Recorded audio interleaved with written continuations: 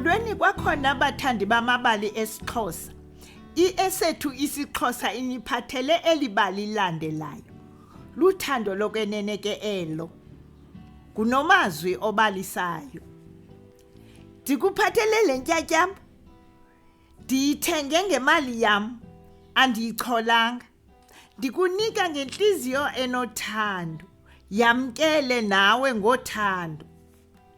Kutsho ugugu lethu esitsho kuphumla, esitsho ugugu lethu eguqe ngamadolo phambi kophumla, emnika intyatyambo ezibomvu namhlophe. Wayexakiwe uphumla ukuba kutheni ugugu lethu emnika intyatyambo nje kuba engena kumqhela kakhulu. Ndiyabona phumla ukuba awuqondi ukuba kutheni ndikunika ezi ntyatyambo nje. Utshilo ugugu lethu, namhlanje kanene lusuku labantu abathandanayo. Yi-14 kaFebruwari. Utshilo uphumla. Ya, uchanile. Intyatyambo endikunika yona ibonisa ukuba ndikuthanda ngenhliziyo yam yonke. Nceda uyamkele. Ngale mini ilanga lalishushu kakhulu, abantu beze ngobuninzi eJabulani Mall. Kwaye bebahle kuba babenxibe pholileyo. Amantombazana amaninzi enxibe ngohlobo olubonisa ukumila kwawo. Zeziphi kanene impahla ezibonisa ukumila? Uphumla lo intyatyambo uyinikwa phakathi kwabo bantu baninzi apho emall kanye ngentsimbi ye-12 emini emaqanda. Uthamsanqa itshomi kagugu lethu yacaphuka yakubona eso senzo sasisenziwa ngugugu lethu. Wamtsala emphakamisa ngomsindo. Uyayazi le ntombazana? Kwakucaca ukuba uthamsanqa unezinto ezininzi azaziyo ngophumla.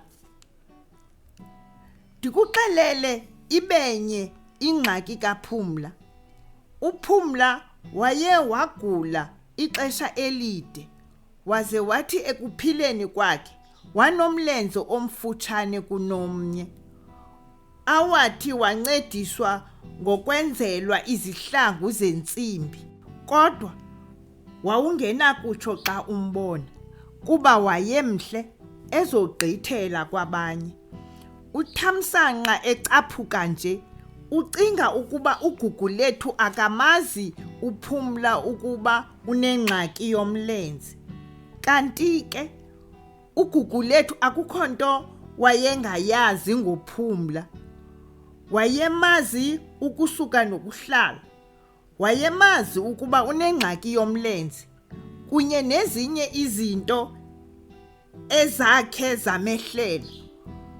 Ugugu lethu wayemthanda ngothando olungazenzisiyo uphumla kuba wayethobekile, emilile, enesimilo, ehlonipha abantu bonke, abadala kunye nabancinci. Liphela apho ke ibali lethu lanamhlanje. Ingaba sifundiswa ntoni bethu ngeli bali?